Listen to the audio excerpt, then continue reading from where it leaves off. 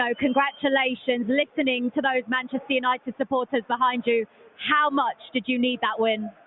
Oh, everyone knows the situation is not the best. We lost the last two games, wasn't the performance we want to give, and the results, obviously. But today it was a different game. We had to deliver something different, and we deliver. We get the 3 points, and it's the most important. Could that goal from you just be the catalyst to turn things around for Manchester United? Oh no, it's about the team. It's about what everyone does on the pitch. Was a game where everyone sacrificed, everyone ran, everyone worked harder. And even on the goal, you could see the reaction of the players trying to get the ball here around the box. Is that makes the goal. Scott, you said before the game you needed to fight like dogs to get a result. How much of a fight was it out there? Yeah, it shouldn't just be this game, and obviously we can't get too carried away. But yeah, sometimes whenever everyone's against you and you've got to do it your own way and you've got to come together and fight like dogs, that's sometimes what you've got to do. But as I say, it's a building block, and I thought we did more than enough to win the game in the end. What did you make of the overall performance? I think it was a good performance. We could create more chances, but I think we had some good chances. First half, I think we had the control of the game. Second half was more divide the game. But I think at the end, the biggest chances was always on our side, and I think we deserved the win. You talk about the fight, Scott. There was a banner in the away end here earlier saying, "Play like you mean it." How does that feel for you guys as players when your own fans are questioning the commitment and effort that you're putting in? Yeah, we've seen it. We've seen the banner before the game. And a few of us said, you know what, like the fans pay good money to come watch every week, and the support is relentless towards us every single week. And we just want to repay them as best we can. Things aren't going the best at the moment, but like I say, it's a building block step by step. And with the manager and the coaching staff, we trust them a lot. We trust the players. And I feel like we can go on and kick on and do better. How much can this build the confidence ahead of what is a crucial game in the Champions League on Wednesday night in Copenhagen? Oh, it has to build the confidence, but at the same time, we have to understand that we still can do better. We still can deliver. We can do much more. And I think the team understand now that it's about to getting results every time that we have a chance to play. And we know now Champions League is too important for us to get the 3 points. Difficult game away, but we are Man United and we have to win every game. How do you work on that confidence if the results aren't coming consistently, Scott? Yeah, like you say, just try and pick each other up whenever things aren't going as well. You need confidence. Players need to feel like there's love, some different. Some need a rocket up the backside sometimes. That's just the way football is. Everyone reacts different to different types of management. And I feel like with the captain and obviously the other senior players, I feel like we've got players who know the dressing room well to bring everyone together and go on and do better, you know. Well, Bruno, you're the man of the match today. Your goal won the game for your team. Congratulations. Well done, guys. Thank you.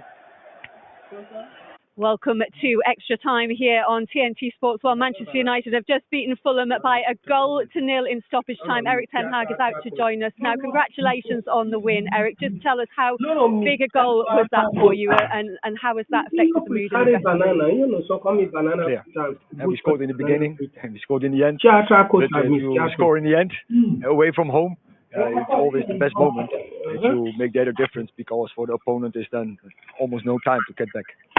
And a massive goal from your captain, Bruno Fernandes. He stepped up in the Burnley game as well, which followed a defeat against Bayern Munich. What do you say to those people who have questioned whether he should be Manchester United captain? I don't understand it, because so everyone have his mistakes and no one is perfect, but he's doing a lot of things very good, and he showed every time as a captain he's an example. He's, as you see today, how he's working, how he's pressing. And then in the end, he's scoring a goal. And so he's massive important for us. I saw some comments from you prior to this game in the press conference mentioning about the playing style. I'm really interested to find out how long before we see a team that you can say, this is the way I want to play. Because at the moment, consistently, we're not seeing that yet. And I think you would probably agree with that. When will we see a team that you go, this is the exact style of an Erik Ten Hag team? Yeah, but I think, with all the respect, didn't we see it last season? Last season I saw it. This season we haven't. No, but no, anyone knows why. Because we have so many injuries. Every time you have to swap, you have to make changes, then the routines are not there. And that is what you see. Pragmatic. But I also always said, it's not an excuse not winning games. Even if the players are not available, you can't play in a row with the same team, because the quality is there. Also today, all the games are good players, but they have to play many more games after each other in the same lineup, and then you get the routines in, and then we will play better. Can I ask you, Erik, the character that the players showed today, you must be very, very proud. Particularly, I thought Harry Maguire was outstanding today. You know, a player that's been questioned a lot, but he defended so well today, didn't he? I think not only defended. Yeah, with the ball. He was also with the ball, very good progressive passing, very good diagonal passing through the line, many passes through the lines. So it was a very good performance. I totally agree. Yeah. What does that say about his character? Because he's played 6 straight games for you now, and he's a player that some had actually written off at Man United. I always have said he can do it. But last year we had very solid combinations in the center, and he didn't have the chance to play. But all the times he played, he did okay. And now he has a chance, and I said to him, well, you do well, you stay in. Yeah. Can I ask you as well, that the referee wanted him checked at one point in the game. They felt he looked dizzy on there. Can you just tell us what happened from your point of view and whether everything was fine? Yeah, I heard he had a hand injury, and that hurts him, and so he needs some treatment, and so that was the issue. With the consistency of this team now and getting a consistent lineup now, do you think you guys can start climbing the league with the players that you've got within this squad? I'm sure we can do, and I'm sure we will improve. And if we get players back, and now there are some players back, and I think today it was a solid performance. And you see, you see a base and a foundation where we can improve on. I think now, as all we spoke about before the game, didn't we, about performances? Is it about now you just need results, don't you? I think in these moments it's just about 3 points, 3 points, 3 points, and then the performances can come. You know as well, you need performance, and then the points will come. And so I always want to improve the process, and then the points will come. But yeah, sometimes you have to go more pragmatic, and that is what we did the last weeks. But today I think it was absolutely improvement also on performance. I'm sure you agree. Scott McTominay's playing very well at the moment. He gives you lovely balance in the midfield when he plays, doesn't he? I think this midfield today was well set up. And what you say, there was a good balance, and between the three, and also after Mason came in. So that's good. We need the players, and I'm sure with this midfield balance, we can go on. Erik, there's no let up now. Another huge game in midweek. How are you feeling now? What does that do for confidence going into that game against Copenhagen? Yeah, but at Man United you have to win every game. So come on, and so we will take 24 hours and then we go to the next game, and that is the routines we are in. That's we wish you the very best of luck. Well done today. Thank you. Well done, Erik. Congrats. Well done. Good. Thank you very much, Erik. Thanks. Good. That's what I mean. It's difficult because obviously all the knives are out today. The knives are out for him as an individual, but the team and the squad. That banner before the game we spoke about earlier, but you can't underestimate the impact that would have had on that change room for the players that would have seen it, that it transmitted through the change room in there. That adds another layer of pressure again. And to have come out here and put in I wouldn't say a great performance, but I think there was an element of composure. There was an element of control at times. Yes, Fulham had a few chances, but no matter what time of the year you come here, away grounds, you're going to give chances to your opponents. But they weathered storms and they came back and they showed a character that maybe had been questioned in recent weeks, and they managed to get the 3 points. So well done to them in that sense. That's the takeout for me, Rio. I think I look at that team and I can judge it pragmatically. Rio's emotionally involved because it's his club, but I looked at that and I took a team. Just a little bit. Just a tad. But I saw a team that was still fighting for their manager, which I think you were starting to question because of body language, particularly in the Newcastle game. And I know it's difficult. You think they all look united? I think they all look united without being outstanding. Like I said, I thought the balance in midfield was decent. I thought Harry Maguire was outstanding, and Johnny Evans at the back, and the goalkeeper. And they all and the goalkeeper needed a good game, by the way, as well. You know, so when you've got players and you've got a group of players that's still fighting for the manager, that's what I saw. I didn't see a lot of quality. We know the quality is there, and the quality eventually won them the game in Bruno Fernandes. But I think I saw that he was a little bit defiant there when Rio asked him about the question, and I like that. You know, he comes out, he don't mince his words for anyone. Does he? The positive signs, because by the way, not if they didn't win the game. If Leno's hand taps that round the post, it's a very different interview for Erik tonight. And I would say that the way that the game finished, you have to say, you know what, let's not get carried away.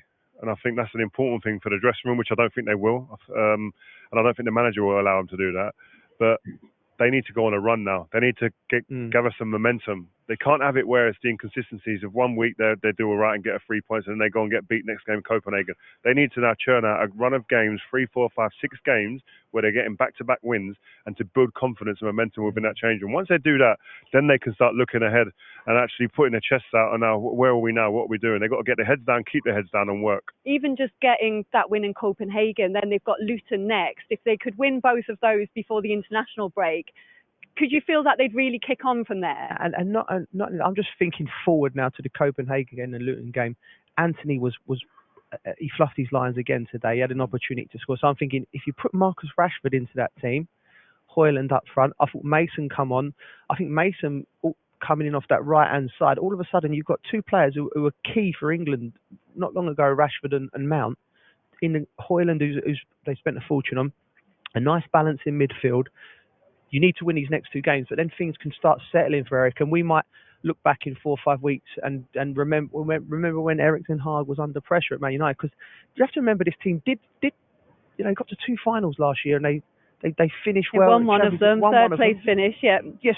So there is quality here, and they've just found their feet, and today could be one of them games you look back on if you're a Man United player, manager or fan. I think that was a turning point.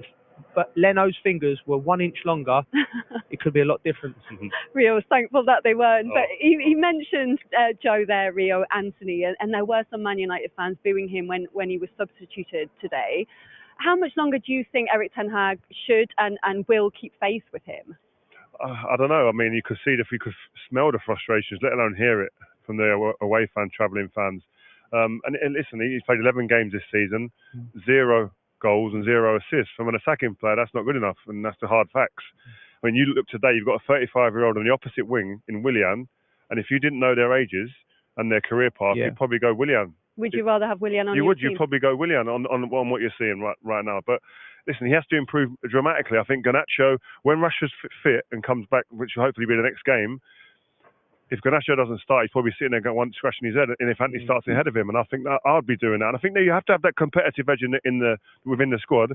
But if you're being kept out of the team by a player, you want to know that player's actually producing the goods and getting some goals or assists or impacting the game. And at the moment, I think if Anthony does come out of the team, I don't think he could argue. Point, very well coached side, and they've done everything right, but unfortunately for them, the ball dropped to Bruno Fernandes in the crucial moment, and it cost them. So I feel for them, but you have no problems with anything that's going on at Fulham. Marco Silva has got this team very, very well structured. Just needs to get more goals into that team. Let's hear the view of the Fulham boss then. Marco Silva is with Jules. Marco, a sucker punch in injury time. How disappointed are you with that? Frustration really in our dressing room for us. Disappointing really with what's happened in the last minutes of the game. Very good for second half from ourselves. First half more balanced. Not many chances for both. 50-50 the game, if I can say. Second half, we had very good spells. We had a moment during 20-25 minutes that we did control really the game. We were in the front foot. We created our chances. Probably the better decision to attack when you arrive in so many good areas. We should have created even more, and this was a moment for us to score, because when you are creating chances and to arrive in danger areas, you have to score. And unfortunately, we didn't. When the game was going for a draw up in that situation, that clear some people is going to talk about unlucky. For me, it's not clear. Unlucky, I already told the players, is to keeping emotional control on the pitch. You have to be there until the last second of the game, and in one moment with no reason to be in panic or something like that. 3 players or 4 players making mistakes after mistake after mistake is difficult to understand for us. The players, they are down, of course, but we have to grow. It's not matter of to learn or not. We have to grow as a team. But it was not something collective. It was clear something individual from 1, 2, 3 players in 10 seconds. And of course, it's difficult to understand. For me, it's clear emotional control that we lost in that moment.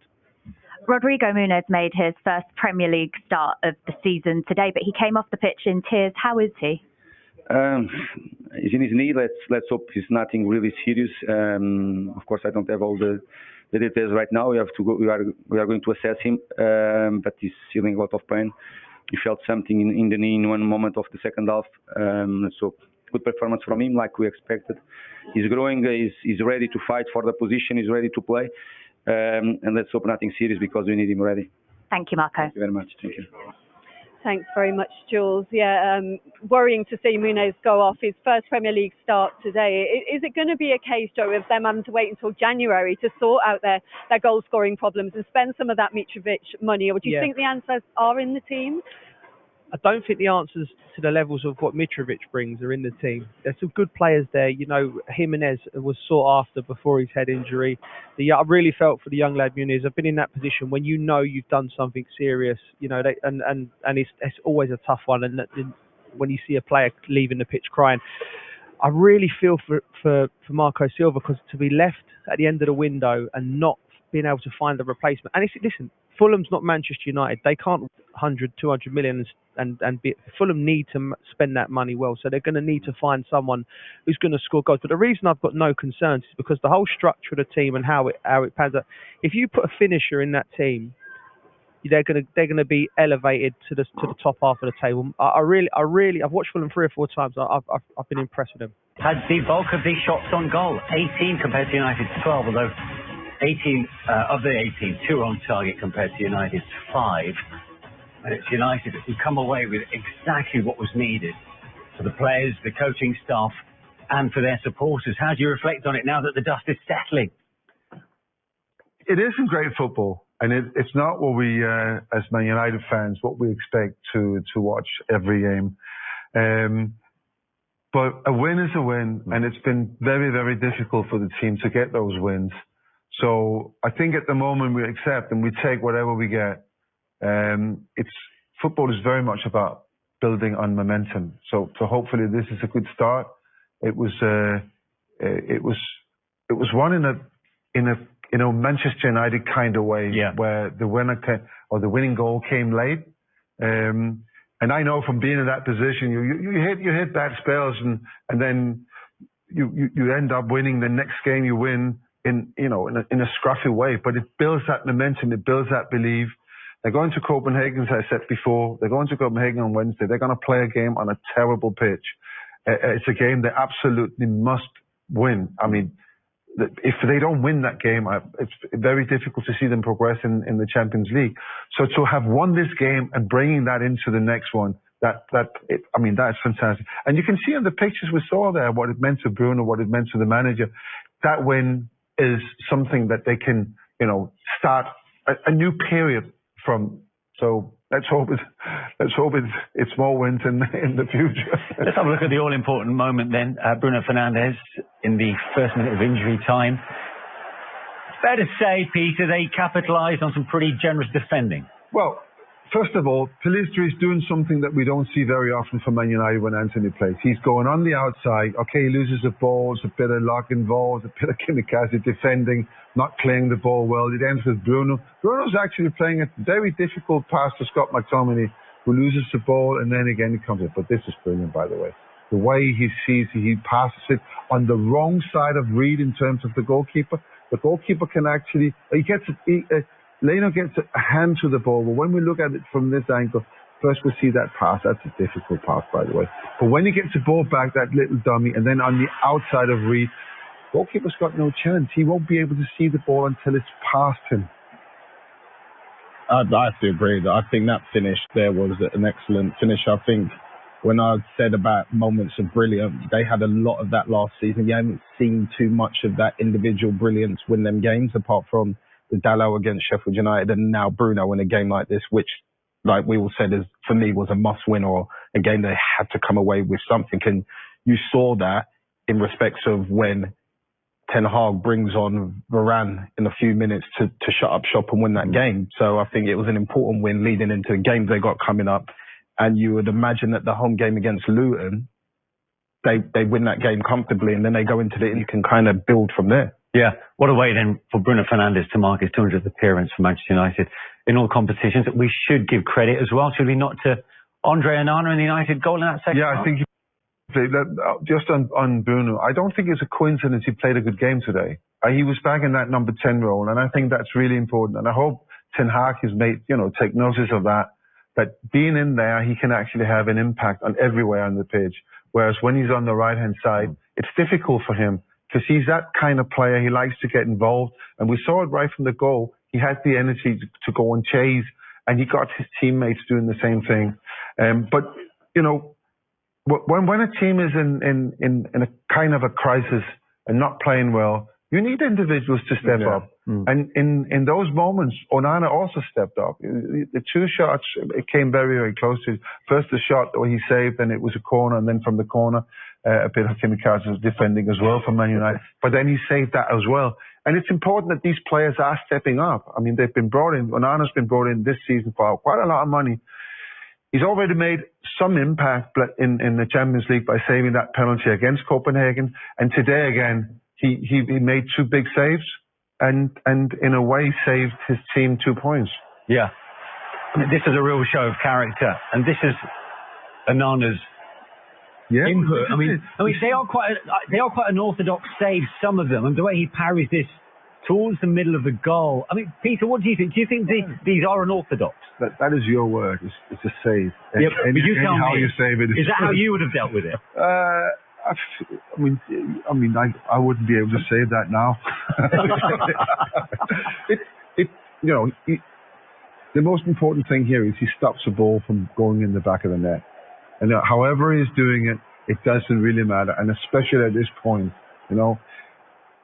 So if you go back these 3-4 weeks, you know, every time there's been an opportunity for the opponent, the ball has ended up in the back of the net.